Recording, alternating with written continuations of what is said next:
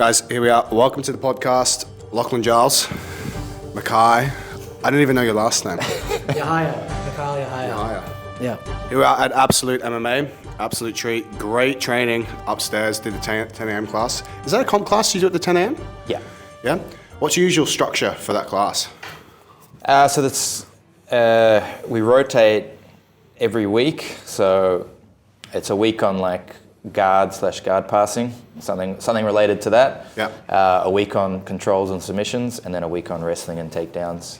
Nice. So it's kind of like Aaron runs the takedowns portion of it.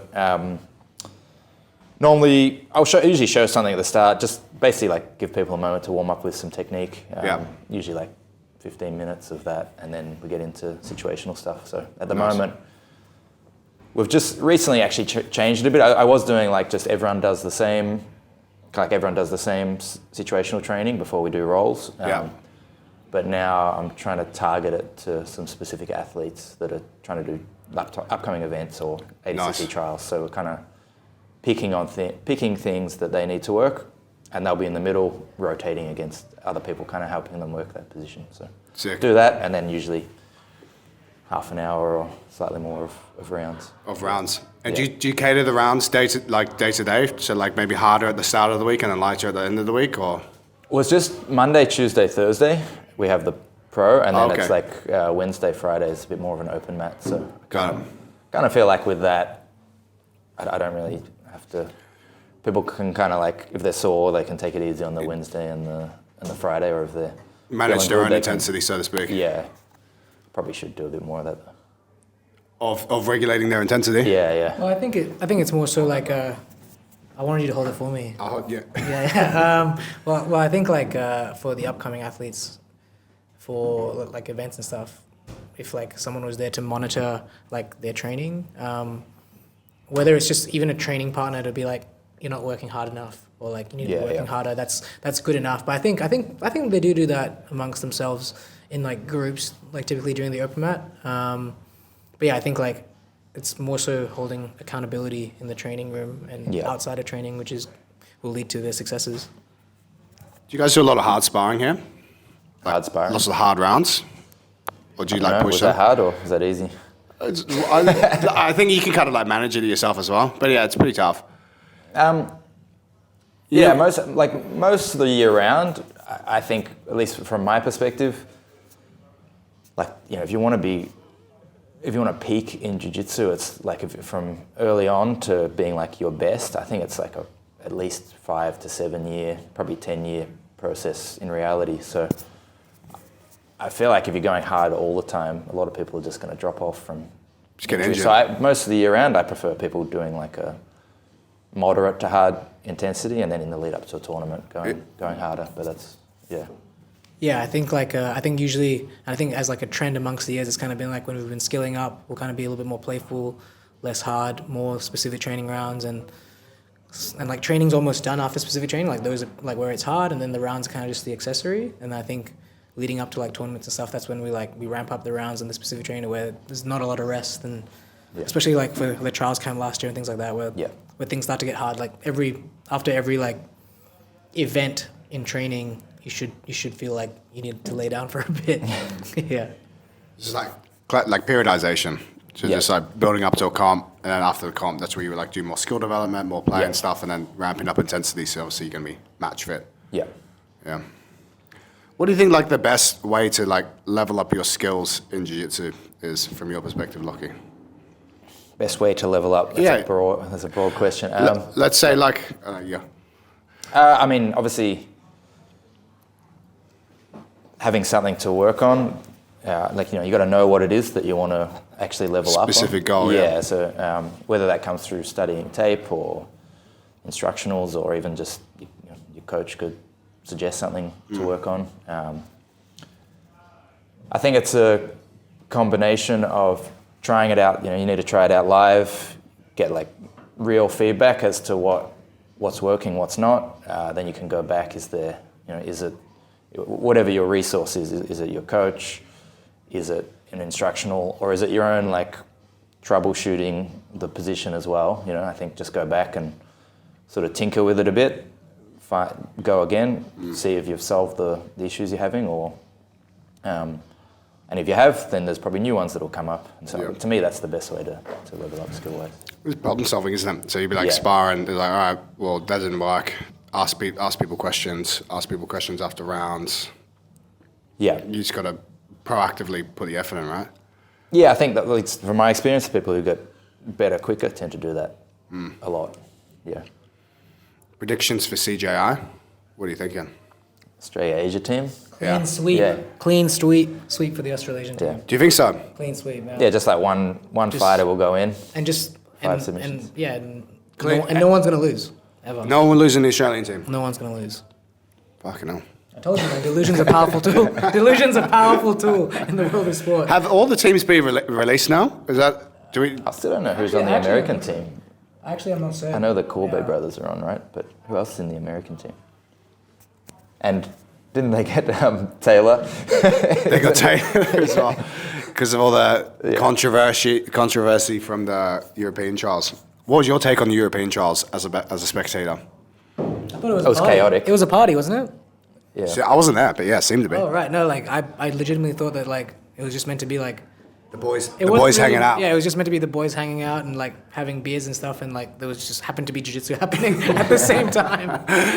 Yeah, I mean, basically, that looked like the vibe. Yeah. Apparently, everyone who I spoke to was there. They're like, it was the best jiu-jitsu event I've ever been to. Yeah, it was so much fun. Yeah. I had a friend that was there. I had a friend named Saxon who was there. Saxon, a woman, and he was there, and... He messaged me and he goes, I really hope nothing goes on YouTube. And I go, why? He was like, I was blackout drunk and I could have said anything in front of a camera. So I was like, so it sounds like a fun night then, or a fun day, whenever the fuck it was. But yeah. It was just like a big boys' night out, or big boys' day out by the looks of it. A good time. I respect it. I mean, there was that, there was a comp recently of that in Perth too, that there was like that Street X one where everyone was partying and having a good fun. Thing, yeah. Yeah, there was it looked like a fun event to be at. I believe like watching it was kind of hard to watch because there was a lot of breaks apparently. But really? But like all together like because I think it was kind of catered not for the online scene but catered for the people that were there, and like it looked like a great event like regardless, but yeah, there were lots of breaks between the matches, but a fun event, very very cool. Fellas just going for it. Yeah, man, like the crowds were like pushing people back in and stuff. Oh shit! Yeah, so like it basically was like a European. Yeah, it was like that. Like Got it. like there wasn't really an out of bounds, which I think is kind of cool for jiu-jitsu. It's definitely not safe, but I think it's cool. Classic. Do you think most gyms should start adopting those pit walls now? Nah. I think if you do you use them a lot? I don't use it at all. But no. I think if you've got people who want to compete. You know, if you're competing for $1 million event, get the walls in. Yeah, you need to understand what's going to happen if you go against the pit wall. Yeah. Yeah. Well, I think it's also different in the sense of, even though we created the 3-sided pit for the trials here, having that fourth would have changed the dynamic quite a lot. Because like we did see people kind of play the boundary a little in the trials, but also like I guess like knowing that you're in this pit and like you can't actually like get out might change like the psychology of the match as well. It's not like everyone's on a different level to you. Yeah. You're technically like underneath everyone in the pit, which I think would play with the psyche of some athletes. Sure. What do you think of the UFC pit? The UFC pit, yeah. Yeah, the circular looks pretty one. good to me, yeah. Craig's not happy though. Yeah, I mean I don't like look. I think. From like a goal accomplishment like point of view, I think the pit wall and CJI and like karate combat and stuff, all these events have definitely grown the sport, which I think is awesome. Like the fact that UFC are involved with the sport, I think is a benefit to the growth of it. Whether like the trend is better for the athletes or better for the organization I don't have too much of an opinion on that. I always will have the opinion that like an enterprise or like a corporation will try and benefit the most out of something as opposed to the athletes, but I understand that it has to start somewhere, so I guess like a push forward is still a push forward, even if it's not the ideal push forward. I feel like, I mean, the wall, whether it's the UFC one or the pit wall, solved the fleeing problem. You know, we had very poor. None of the organisations really punish people just backing out. Very trying much, to, you know, like there are some punishments, but really pretty minimal compared to, But now you get. Whereas if you just block people in, you literally can't escape, and it's worse if you go into the wall, right? Yeah, I think so. Who was trying to use the wall and they just stacked it? Was it You tried it on Friday. I literally took you down into the wall. He was. I pushed you into the wall and I took you down. He hit me and with ended up in side control on top of you. He hit me with the having a conversation, and then all of a sudden he's shooting on me. He hit me with I think it's a name that we call it, but I won't say it out loud. I won't call him out. Li Ting. How's your sub-meta going? Do you when you think about like putting out instructionals and techniques, are you thinking about like current trends that you're seeing in jiu-jitsu or common questions that you get asked in the gym? What would like prompt you putting out different instructionals? A bit of everything. I mean, the plan is to cover as broad as possible of the scope of jiu-jitsu. So for sure, if there's things I haven't covered yet, I often try to cover that. It could be something I see. Like I'm starting to go back and redo some of them as well because I feel like positions evolve over time. So if I see new trends, I'm like, oh, actually, I do it this way now, or people are doing it this way, I might train it and work on that. And Which ones recently have you gone, oh, I think I could do this one differently? North-south passing. What's changed? Actually, watching Declan at the trials, he was doing some things and I went and started like playing with them in training. I was like, oh, this is better. So, you can share some details. That's it. Nah. No, he was, just actually, probably the overall posture he was, I don't even think it's necessarily new, but just sometimes it's like, oh, I'm going to focus on this now. And then when I focused on it, it was better. But he comes a lot more forward over the shin. I guess I was originally, the way I viewed it in my mind, it's like your head is in there trying to block legs, like the roll of your head's like a third arm, trying to intercept legs as you get in, whereas he's a lot more forward, almost like getting the chest over the shin. It's kind of like gliding through it, And it kind of just like pins the hips a lot more. And that wasn't something I'd played with much, so and since I did, I was like, oh, this is really good. I think you should definitely keep like the older stuff on there though for like historical value. It's almost like it's almost like a textbook, a university textbook. There's like the there's like the 2010 edition and maybe I'll keep it on my edition. On my hard drive or something. Just keep it there. 'Cause, So you go back and you just take it off. You don't put like 2.0 version or anything. You just go, okay, that's done. Let's go back and take it off. Well, I haven't taken it off yet, that one, but essentially because it's kind of annoying if you're navigating and searching, who wants to watch 1.0 if there's 2.0 anyway? So you want to see what's get rid of it. I want it to be clean and easy to. You want to see the new meta, so to speak, of it. Oh, just like the sub meta. Sub meta. Well, I think just what's the most efficient or best way of doing something, Yeah. That we currently know anyway. I think there is some value to learning like moves historically though, like not like that was a bad example, but like when I often teach, I'll sometimes say like this is how like people used to show it, and I think it evolved into this because of like the next reaction. I think because like realistically, if I was to teach someone from a fundamental start now, I want to skip all the stuff that I can skip, right? But I think if they understand like the process from the historical point of view, they're like, I never need to deal with this anymore, and I understand that like it's past that, right? That's my point of view anyway. Yeah, it's a funny one, isn't it? The fundamental, because I've heard there's two types of fundamentals. Like if you took someone, they said, I want to be like a top competitor, I'd probably get them doing the newest stuff as quick as possible, the best versions of things if we could. But also a lot of that is quite attribute dependent, whereas like if you want a general fundamental, all the inversions and, leg entries and all that sort of stuff, what if you get someone that comes in who's, overweight, can't lift their hips much off the ground, they're basically just going to not join the gym. So you can also look at fundamentals like what are positions that everyone could do, that everyone, that work well. Yeah. And I guess you get people as well to be like, you'll get someone who wants to come in and be a competitor, but again, you're just going to have to see how their kind of career plays out. Yeah. But you might get someone who comes in who's just like, I just enjoy doing jiu-jitsu, and then suddenly they become a great competitor. Like maybe they started off overweight. You never know when someone comes to it at all. You don't know. And then also there's like the other aspect, like for fundamentals of jiu-jitsu, as a martial art and the self-defense side of it, I never really teach I tell people to do the MMA classes if they want to learn like how to deal with strikes, but should the jiu-jitsu they learn be something that could work in that scenario?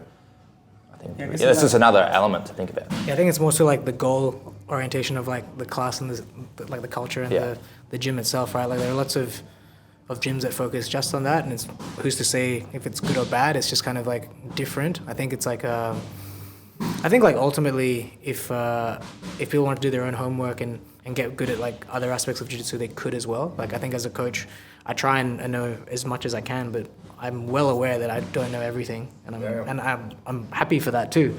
Every time I feel like I do know everything, I get humbled pretty quickly. So I think like finding balance and not almost picking the sides of a fence. You know, I feel like you're allowed to have feet in both camps instead of just left or right in jiu-jitsu. That's kind of my view on that. What do you think are like the absolute fundamentals that people should really double down on and just have like the complete understanding of concepts too for jiu-jitsu? Whether they want to be a competitor or just have fun training. Probably the berimbolo.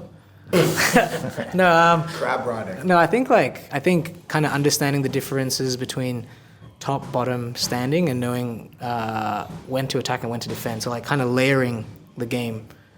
Obviously that, like in a fundamental sense, it makes sense. I think it takes quite a long time to get there, but I think the hardest problem, or the thing I probably struggled with the most in jiu-jitsu at the start was, is it a time to attack or a time to defend? I'm just doing the thing, right? Lucky. Absolute fun. I mean, position-wise, I think like there's positions like I think there's positions everyone should know, no matter kind of like you could view that as the fundamentals. Like passing half guard, everyone needs to, no matter what your style is, like you should know how to pass half guard. You should know how to escape half guard, escape all the positions. Yeah.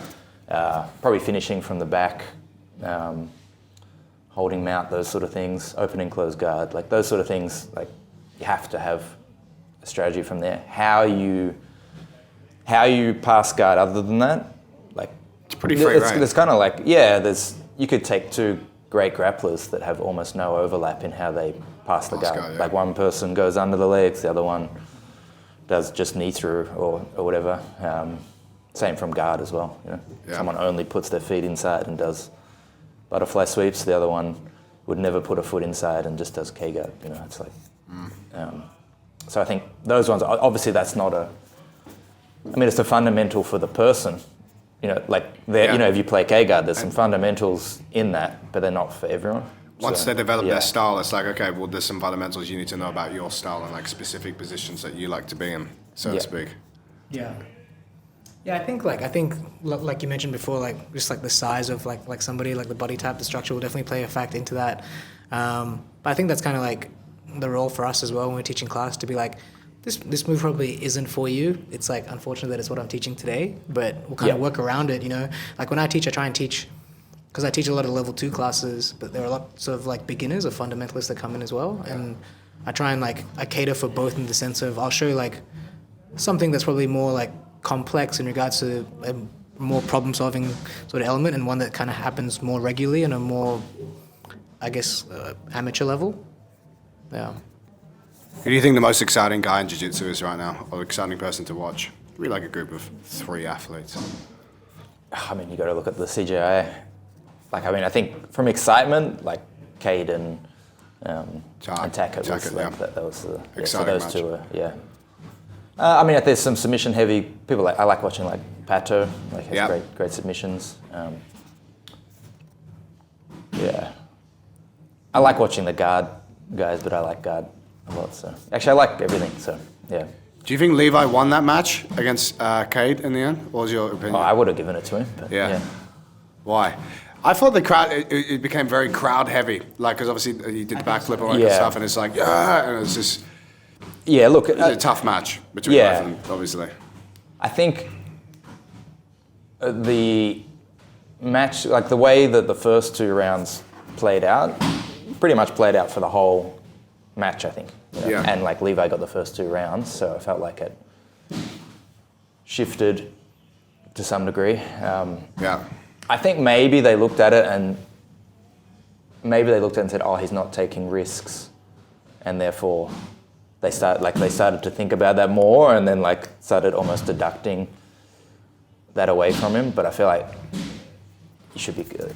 Like a more consistent approach would have been how we looked at it the first 2 rounds. Yeah. The match was basically the same throughout. So, yeah. I think you could have looked, you can make up the judging however you want if you're running an event. If you want to say like being on top is winning, then you can make that part of the rules and then people have to follow that. But yeah. Yeah.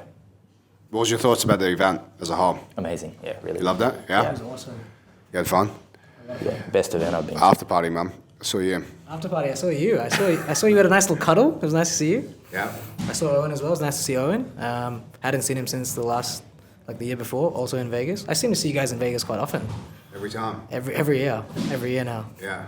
Do you like Vegas? No. It's the worst. It's the way. It's a weird place. It's just you stay in your hotel. Like every time I've gone to Vegas, we've had like a jiu-jitsu event to go to, or there's been an event to go to. I think it's fine in that capacity, but like more than 2 days, you're just like, get me the fuck out of here. Because you walk along the strip. The strip is awful. It's always like August, September, so it's hot as fuck, and all the pathways lead you back into the casinos. Do you know what I mean? And there's just music. There's constant music, so you can't even think. You're like, what the fuck? Like, what's going on here? I think the worst part is that if you are staying in like a hotel that's like a casino or something, it's like you have no point of reference in regards to what time of day it is, because it's the same lighting. There's no windows anywhere. You just have no idea like how long have I been at this venue, unless you were obviously checking the time. Yes. But I think it's weird in the like circadian rhythm, to be honest. Vegas. So it's a weird place in general. But that said, though, every time I'm there for like a big jiu-jitsu event, and it's like a very wholesome time to be there and see like the sport that I love. So I can't complain about it too much. Yeah. What do you think of Vegas? I think it's about 22 hours of sitting in a plane to get there, and then my 2 favorite things: gambling and partying. So, You love that, man. You seem like a big fucking partier. Yeah, no fan. Nah, It is not my what it is. favorite place. But Come on. If Team Australasia win, you're gonna party? yeah, if we win, I'll go to the party. Sure. So when we win, What does it take to get lucky? What does it take to get lucky on the piss? So the last time I saw Lockie, maybe even moderately tipsy, was his 30th, which was 9 years ago now. Oh yeah. It was a long time ago. And then we had Dan. You want to appreciate his legend? Is that Dan Manchild? No. This is one of Lockie's black belts who rocked up to Lockie's birthday already drunk, and he said It's a great start. and we didn't see him for like a couple of years because he was embarrassed to come back to the gym. Can we say what he did? What happened? Oh, he was so he's a quiet guy. He's a lovely guy. And he actually is very good at jiu-jitsu. But he came in with a lot of confidence. A lot of confidence, saying he was going to be the best. I loved it. Oh, at jiu-jitsu? Yeah, he was. I mean, he actually did compete at Worlds very, very well that year. He was like he competed better than everyone else at Absolute, I thought anyway. And yeah, I don't know why he was shy. I think it was no problem at all. Right. In fact, I enjoy rolling with him in his company. Yeah. Doesn't train anymore? No, he does, but he's a family man that lives a little bit further out. He trains with Matt McGuinness and somebody else that I recently spoke to. Even yesterday I saw, or like 2 days ago I saw, and they were like, yeah, I've been training with Maddie and Dan, but I can't remember who it was. But yeah, he's still training. Fair enough. Are you going to compete anymore, or are you competing something? Nah, I'm done. Done with that? Too old. Did you like it? Competing? Yeah. The actual, I was never like on the day of competing like, yes, like I want to jump in there. Like I always get nervous and so on, but I really like the process of getting ready for a tournament, trying to improve. Usually afterwards, I'd never regret it afterwards either. But win or lose, yeah. On the day, it was always, nerves. What was your thought process going into, was it ADCC 2018 or 19, the one that you won? 19, bronze. Bronze, one. amazing performance. What was your thought process like leading up to that, into that camp? That's so cool. What was the, like, obviously coming in with, how long had you been focusing on leg locks, and like what was your focus going into that camp and into that event? Well, I focused on leg locks a lot. Actually, was people... Yeah, your camp was really wrestling heavy as well. Yeah, heaps He was wrestling every day. I thought you didn't want this in my mouth. Yeah, no, like there. So this is the range? Yes. Okay. I was training with an Olympian.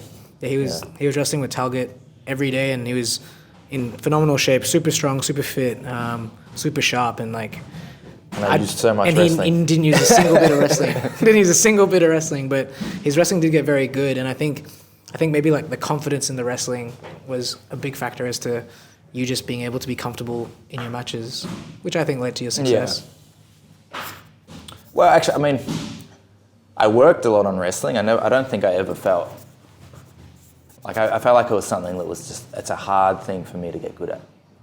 Like Wrestling. I felt like compared to jiu-jitsu, I don't know why. It's like I was playing a different sport, you know. Like it's a lot more timing based, I think. I don't know if I'm necessarily. I'm much better at like slower, methodical sort of like things. Like once I can get an attachment and kind of like work through things. Like when things are a lot more open like that, I'm not as good. So I tried to put a lot more time into it.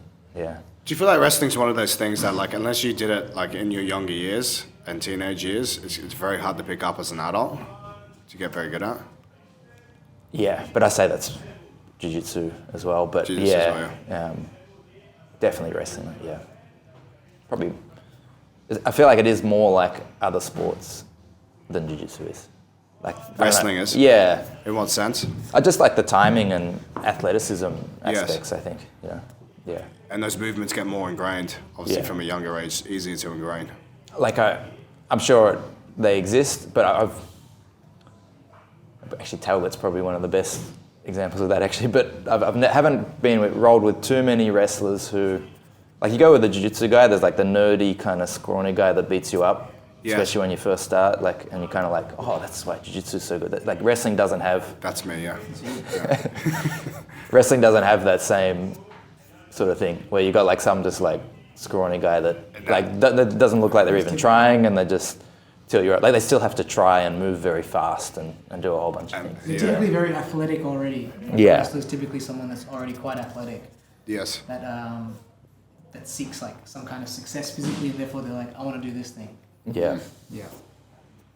Look at Saitiev. He wasn't like exceptionally like looking like that athletic looking, but he was. Yeah, I guess if you train with him, you probably felt that he was. Talbot fought him. He said his grip was insane. Like, insane. Oh, yeah. Just the years, decades of training, decades. Those guys are freaks. Yeah, I've wrestled with some wrestlers. I remember, so Aaron's coach, I can't remember Sahit. I think he's Albanian. Yeah. I remember I like rolled with him when I was a white belt, and he was 70 kilos. I remember he put one palm on my shoulder, and it felt like the entire 70 kilos was on my shoulder. And I had never felt anything like that before in my entire life. Obviously, I was very fresh to jiu-jitsu as well, but it was a pretty like eye-opening moment in the sense of like, I felt so weird about it. I was like, that was a very strange feeling. It felt like he could have just killed me. I'm pretty sure he was like 55 kilos too. At the time, he might have been like 65, 70 kilos. Okay. He was pretty similar size to me, so it was like similar dimensions. How important do you think wrestling, having like a base fundamental understanding of wrestling is for high-level jiu-jitsu competitors? Like obviously the hobbyists, maybe not as much, but for people competing in ADCC, CJI, etc. Obviously ADCC. It's a huge disadvantage if you can't wrestle. Like you have to now win the match by submission or points before overtime. Yeah. And that just psychologically as well puts you, like you now, if you're the other person, you're the better wrestler, you're like, oh, like any disengagement is a win as well. So it's like now, like, yeah, exactly. So massive for that. For IBJJF, less so, just for, like if you want to pull guard, try and sweep. I still think for like consolidating sweeps, that wasn't until I worked my wrestling a lot where I felt super comfortable chasing someone up from, like you off balance them, chase them up and put them down from a single leg. Yeah. So I think everyone should train it. Yeah. What are your thoughts about like counter wrestling? Obviously, we're seeing lots of jiu-jitsu guys that aren't amazing at like conventional wrestling, but counter wrestling very well. I think like the meta of like sharpshooting, submissions, but also using counter wrestling to get on top of somebody that's guard probably isn't amazing is a decent strategy too. Like, do you think that's like a trend that's happening now, or something that's going to stay on through the meta? I think it'll stay on because it still exists in wrestling.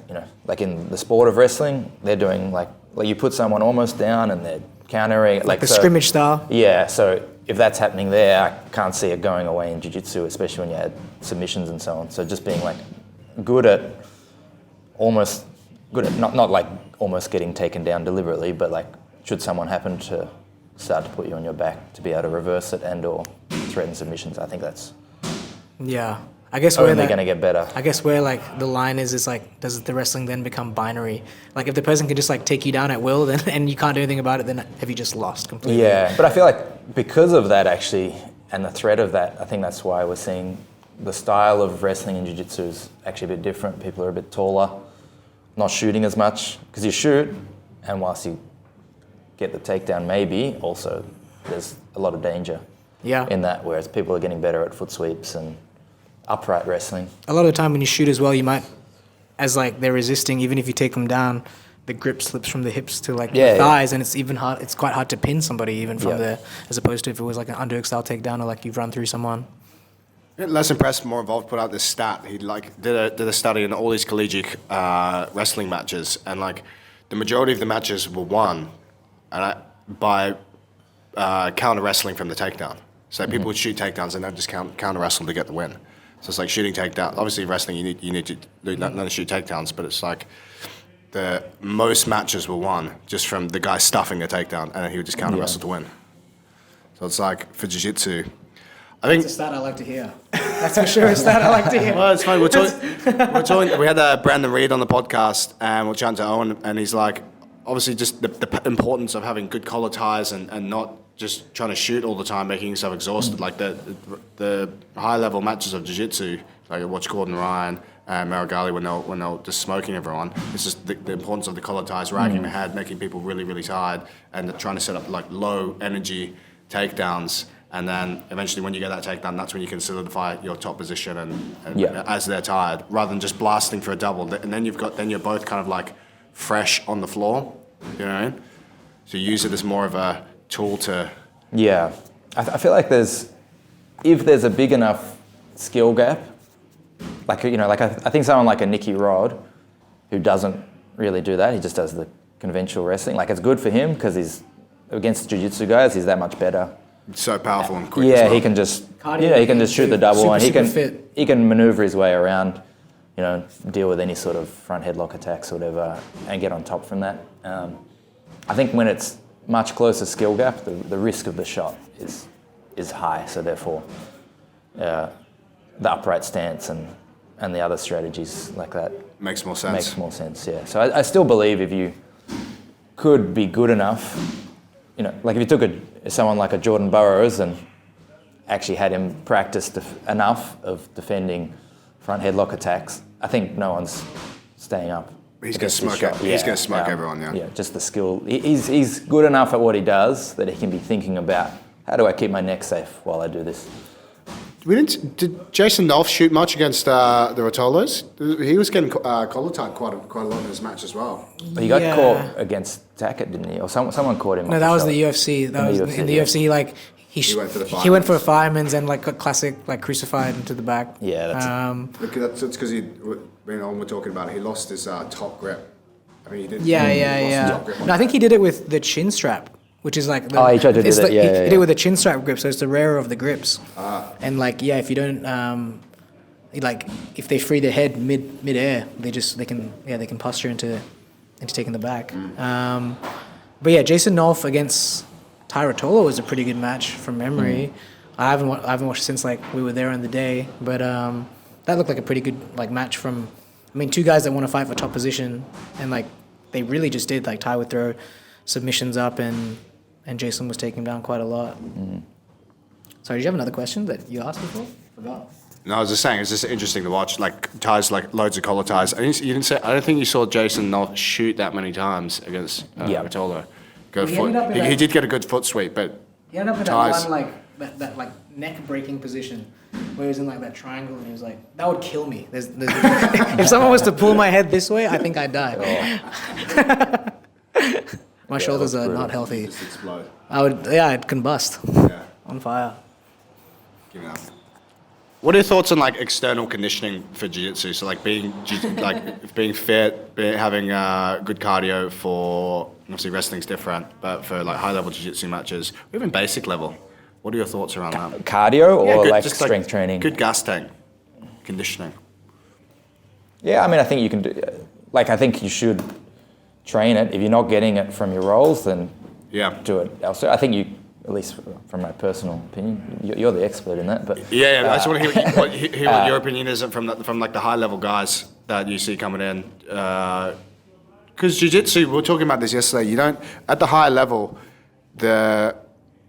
when you're training, you don't expend that much energy. Like your heart rate's not going up and down that much. That was an issue we had with Levi because he's like guard just like. You walk into it and he just like he just kind of folds in and attaches, but like you're never like putting him out of position where he's getting tired. So I wanted him to be fit for CJI, so I couldn't get that to happen from rolling. I was getting him to do like 1 minute rounds and then like sprint, come back, like just like just like I wanted him to be rolling tired, so he was like, you know. Of course. What was the process? What did you do for him? Pretty much that, or burpees, just trying to make him tired, like, you know, be like 1 minute of burpees, 1 minute of rolls, just like. Yeah, from memory, I think you had kind of like 3 people rolling with him not at once, but kind of like 1 minute intervals, and once he'd go through all 3, he'd have to do like a minute, like, or 45 seconds of running, and then straight back to it. Yeah. He looked tired when he was doing the fitness stuff. It was definitely the best rounds I had with the guy. Yeah. That's interesting. Yeah, because. Like we said, the high level guys just naturally won't get that heart rate up that much unless you force it. We chatted to Dima. It's like you have specific high heart rate rounds where it's like, don't worry about the position, like just go for the takedown. Even if you get into this position, you have to keep moving, and that's a good way of like forcing jiu-jitsu specific like conditioning. I've tried to do that. Levi, you can't make him go out of position. He likes. He doesn't want to like, you know. Yeah. Yeah, he wants to stick to what he's good at. I can understand it though, because obviously like he's very good at it, and there's like an efficiency to it, and you can somewhat create bad habits as well when you're just making like reckless maneuvers. Yeah. Like I think I love training exhausted too. There's like a benefit to it. Well, I hate it and I love it, but there's definitely scenarios where I'm like I might be adding bad habits to my game now. I need to resort that back or dial that down to feel better about jiu-jitsu holistically. Yeah. Good strategy though. Because you just need to force his heart rate up. Yeah. That's what makes you fitter. Yeah. Get the heart rate up, bring it back down, bring it up, bring it up, bring it back down. Yeah. Is that what you do with your athletes? Say that again to the mic. Is that what you do with your athletes? No, but I'm gonna start changing what I do. Like all my guys are really strong now from weights, which is great. Obviously, you need to be very strong, but I think, you know, adding in some more extra. I've been doing it recently. Adding in more conditioning training for them is super important because they're like Eoghan of Flanagan. He trains all the time, mostly twice a day, and he won't get his heart rate up that much during training. So it is important for him to do outside conditioning as well for a lot of these guys, whether that's air bike, hill sprinting.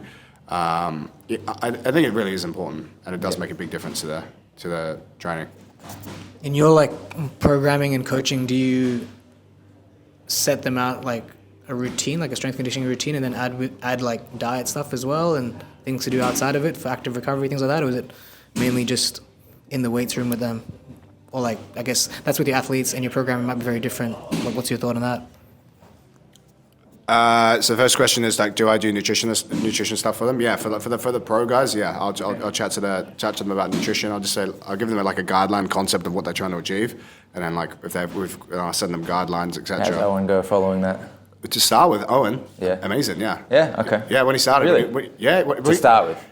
Well, when he came, no, he's good now. Oh, really? So, okay. Yeah, he's super, very, very, very disciplined. Like he came to me at 70, he was 77 or 78 kgs, and he goes, I want to make 88 trials. And I was like, all right. Just gave him the plan for nutrition. He was literally eating like 4,000 to 5,000 calories a day, lifting weights twice a week, and he would just Only twice a week? Only twice a week. And he wasn't an exact beginner. Like at uni he could do dips with like 50 kilos tied around his waist, but he just really wouldn't train much legs, etc. And I was like, look, we have specific metrics I want to hit for your around your weights. Let's just train twice a week. Just build all those general qualities up, because you can just train them all year round. And sure enough, he got to like 91 kilos in a period of like 12 to 18 months. 12 days. 12 days, loads of trenbolone as well. And then he followed it to a T. And now he doesn't like sugar too much. He thinks he feels like it kind of just inflames him and he gets sick from it. So he eats pretty well. Okay. Eats healthy, loads of protein. Follows the basic guidelines like protein 3 to 4 times a day. Gets loads of carbohydrates in directly after training because they'll fuel him for his next session. Especially for these pro guys, you need to be replenishing your carbs directly after training because if you're training twice a day, it'll make your next session easier to manage for how you perceive the intensity of that.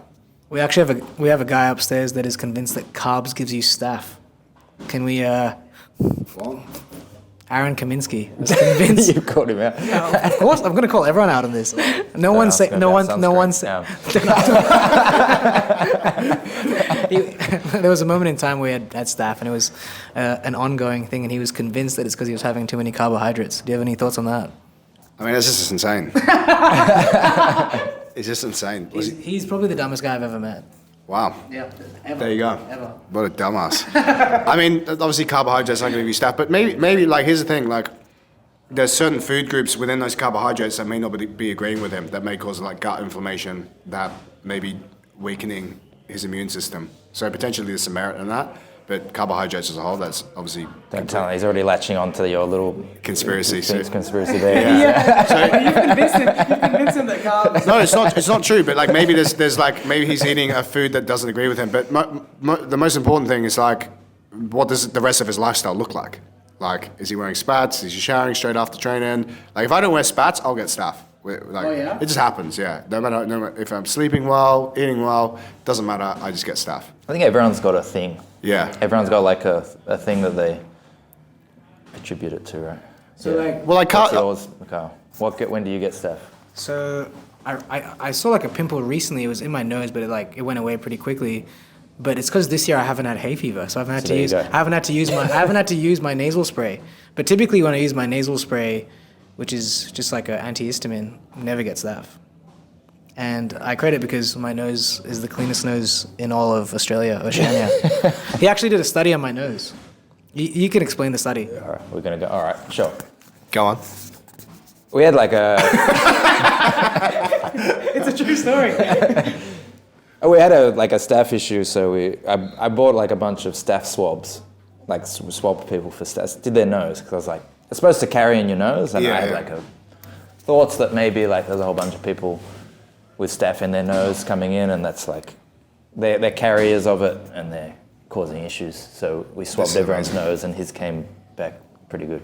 So, But pretty much everyone had staph in their nose. So. Yeah, really? Every single person had it. That's why I had the cleanest nose. I feel like you would be one of these people who just never get any kind of skin infection. I sometimes do. Like I used to back in the day when I would train a lot harder and my immune system was lower. I eat shitter and stuff. But now that I'm a little bit older and I monitor my life a little bit better, I haven't got it. You almost ran into this conspiracy yourself. You just said, when I eat shitter. What does that mean? So I just realized you spoke and you didn't have the microphone. Oh, when I have carbohydrates, I get staph. So don't have carbohydrates. Charles is lying to everyone. Carbs are bad for you. just have your avocados and nuts. Yeah. And You're the one meat. that told Aaron the theory? No, but I actually really enjoyed hearing it when he told me that. That's hilarious. No, I think obviously when I was rolling a lot harder, like leading up to comps and stuff and matches, there'd be no off season. And I think that's like a big problem in jiu-jitsu, that people are kind of all year round competing. There's no off season, and therefore like your immune system doesn't really bounce back, and you have like bad runs of staph, and you go from staph, so you go from training a lot to getting a skin infection to being on antibiotics, and the second that's gone, back into hard training, and it's like just that cycle just continues. I think people train because the thing is with a lot of jiu-jitsu guys, a lot of them didn't do like team sports when they were kids, or they didn't grow up in like that rugby or basketball, whatever environment where you get that like integrated S&C. So often they'll just be like, oh, I really like doing jiu-jitsu. I'll train twice a day, every single day, and just like kind of like burn out. And then they'll add like hard conditioning and strength work in. They're like, kind of like David Goggins through it. But just you need to exactly what you were saying before with that camps and stuff. If you're a competitor, like assuming that if you're this person who trains jiu-jitsu really hard, the goal is to compete, because otherwise you just wouldn't train that hard. But you need to kind of periodize it through the year. So be like, all right, I've got a comp coming up. I train like 8 weeks out. I'll train harder for the comp, but my weights training and additional training outside of that, that work should have already been done. So Yeah. it's like more of a maintenance phase. Whereas people try to cook it too much. They'll be like, I've got a comp coming up. That's when we're going to add the hard cardio and the hard weights training. It's like, no. It's like a FOMO issue. I think people just get the FOMO of they feel like they need to do it. I don't know, like I always give everyone the same advice, whether it's their first comp or like one that's coming up. I always say like, you want to get your hands on the other person. Like you want to miss it. Like don't burn yourself out that week. Don't burn yourself out weeks prior. Just make sure that like everything's consistent. You're disciplined with everything. And that week, like taper off a bit, like miss jiu-jitsu. That's usually the advice I give. It's not what everyone follows. I know people like to train all the way up to competitions, all the way up to the matches, and those people are much more successful than I ever was. But that's just the advice that kind of I preach because that kind of helped me with my successes. Thoughts? Yeah, I mean, I like to train right up, like if I was competing, up to the day, but not like very little in the especially the last few days. Just like one round or one move around. I just feel mentally, if I haven't got grips on someone, when I'm thinking about the matches that I might have, I get more nervous if I haven't like felt confident about so once you just get a hold, oh, that's right, I do know what I'm doing. But this is my argument though, because whenever I've gotten sick, injured, or been away, or like not rolled for like, let's say a week or 2 weeks, that first day back, I'm always really, really good because I'm like not fucking around. I'm not trying anything new. It's like full A game. But then it's like the second day back, you might feel a bit slow and stuff. But that first day back, because of like that short break that I've had, or even a long break, I actually feel like I have the most successes in jiu-jitsu than I typically do.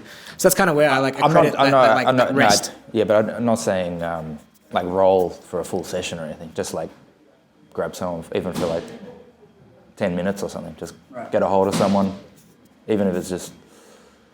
I usually like to do like a couple of live resistance things just to like actually feel it, get some grips, feel confident in my game. But yeah, like I would feel fresh on the comp day. I wouldn't have any soreness. Yeah. That's what the boys do as well. Like I see Owen and Taylor do that. Like before they get competitions, they'll never, like the day before, they're still grabbing some people to come in, try some stuff, thinking about stuff, getting their grips. What's your opinion on that? Fine. I mean, it works. Like you said, you're not going to be going that hard. It's super taxing. I think at the higher levels as well, your energy expenditure can be whatever you want because you can manage the intensity so much easier. Do you know what I mean? Yeah. No, do you agree? Agree with me. Just say we're right. I'll agree to disagree. Well, it's subjective, isn't it? Yeah, exactly. Everyone's going to be different. Yeah, like for me, like I genuinely think like, and just looking from like my past experiences, whenever I've like trained too hard in that last week, or even just like wanting to roll the day before, I felt like it's affected my performance just because maybe it's an immaturity in me rolling the day before, but like maybe it was just even a little bit too hard. But I don't know, I just feel so much fresher when I'm not even thinking about jiu-jitsu like 2 days prior to a match or a comp, and the day before not thinking about it, just having like that.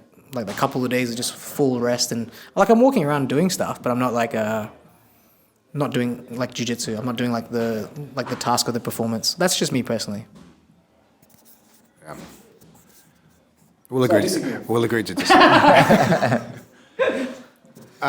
Did you do much flexibility training or strength training coming up when you were competing? Because you're flexibility. What do you like to do? What do you like to do for that? Just stretch, static stretches. Yeah. What specific areas do you like to hit? Well, it's mostly for guard, right? So hamstring for like. Do you like loaded stretches? Do you just go like a bodyweight pike stretch or? I do for hamstring. I would do like front splits just because like I was kind of like trying to think, well, maybe. Because if you're just reaching forward and everything's flexed, that's different to like maybe someone's passing your guard. You got hip extension on one leg and flexion on the other. So that's why I was doing more the front split. Usually not with a fully straight knee, because again, like it'll hit a slightly different part. Fully straight, it'll get like more like your sciatic nerve at the back. I wanted like slight bend, mimicking like having to high pummel, I guess. That I did hip rotation and abductors. Not too many things, just like those 3 actions. After training, you spend like maybe 10-15 minutes on it, or? So I this is my philosophy, is do the minimal, because I hated it. Was do the minimal you had to. I read some research on it. it's not amazing quality, but like the actual studies, but they seem to suggest that doing 1 minute every, like 5 times a week was enough to get flexibility gains, and adding more time and volume, at least in the studies they did, didn't seem to have a big difference. I definitely think that's probably true for average people, but people who already like done a lot of stretching, I feel like you probably have to push a bit more to actually get more out of it. Like, you know, if you look at gymnasts, they're not doing 1 minute a day, they're doing a lot to get when there. they're in peak season, yeah. Yeah, but I'd usually do it after training. Yeah. But I kind of, even before tournaments, I would stretch. This is like so I know like the research says you lose a little bit of power, but you do gain a bit of flexibility. Like, I know when I've stretched, I can reach my foot this much further than if I hadn't stretched. And to me, for the way I play my jiu-jitsu, that was probably more of a performance boost than losing a little bit of power. It's also feeling based as well, isn't it? Like, there's always going to be some things that will be like contradictory to studies, because it's like, I mean, I get it for like, you know, if you're a sprinter or you play basketball, like, why would you stretch? Like, you're not really just being asked to power. go to like any sort of weird range, but in jiu-jitsu you are. So Yeah, interesting. Do you stretch? I used to do a lot of stretching, yeah. I used to... How do you warm up? Like, you warm up very well, which is obviously very important, I think. But yeah, I was just asking if you stretch. Yeah, well, I just got... After having that back surgery, my back just like... I have to do the warm-ups. Otherwise, I'm just going to, like... The disc will just get jammed. Yeah. And I'll get injured. But yeah, I used to stretch 3 times a week, and I'll do like this gymnastics bodies program, which was like 45 minutes. Yep. So it was fucking hard. 45 minutes is a long time. Bro, yeah, but I could almost do the full splits, both ways, front and middle splits. Go, let's see. Nah, definitely not. Well, why are you talking shit then? I got pretty close. I'll just do it right I now. got pretty close to full splits. It was one of my goals. What are you gonna give me? $10. It was one of my goals, but I think I got about that far off. That's decent, yeah. Like, Full splits. Like front, this front, way? front Splits. Yeah. Yeah. Cheating. I mean, to push the needle on that stuff, you just need to dedicate a bit more time and volume. Yeah. But like you said, just minimal effective dose. What do I need to be a bit more flexible? So that's Well, that's it. I mean, the only issue with a 30-minute, 45-minute program for me is like I'll end up just not doing it. Whereas if it's 10 minutes at the end of training, it's kind of that's the thing. Easier. And you got to think of them, like you said, the minimal effective dose. What are you going to actually be consistent with? And I think most people, everyone really will benefit from at least stretching for a minute each side to 2 minutes after session for 10 minutes. You would see significant gains if you did that 3 to 5 times a week. I guarantee. It's definitely overlooked by a lot of people. Flexibility. Like a lot of people don't want to work on it, but like if you're doing jiu-jitsu and you look at all the top athletes, like not all of them, but a vast majority of them have well above average flexibility. It might depend on the style. You can develop a style that doesn't need that, but you also got to realize then you're like kind of deliberately, you have to now avoid positions that other people have available to them if you're going to not do that.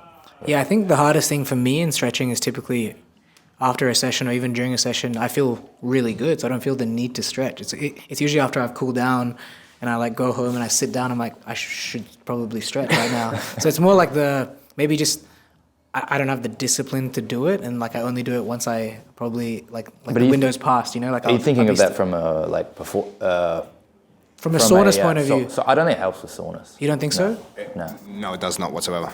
Okay, right. But I mean, it definitely helps when I'm sore and I stretch. Yeah, it can sometimes make you more sore, because stretching can be like you're really getting into the muscle. I mean, my anatomy's not amazing, but like your anatomy's probably better than mine. But like as you're getting into deeper stretches, like you're working that muscle, and to really get like big flexibility gains, you can get sore from hard stretching.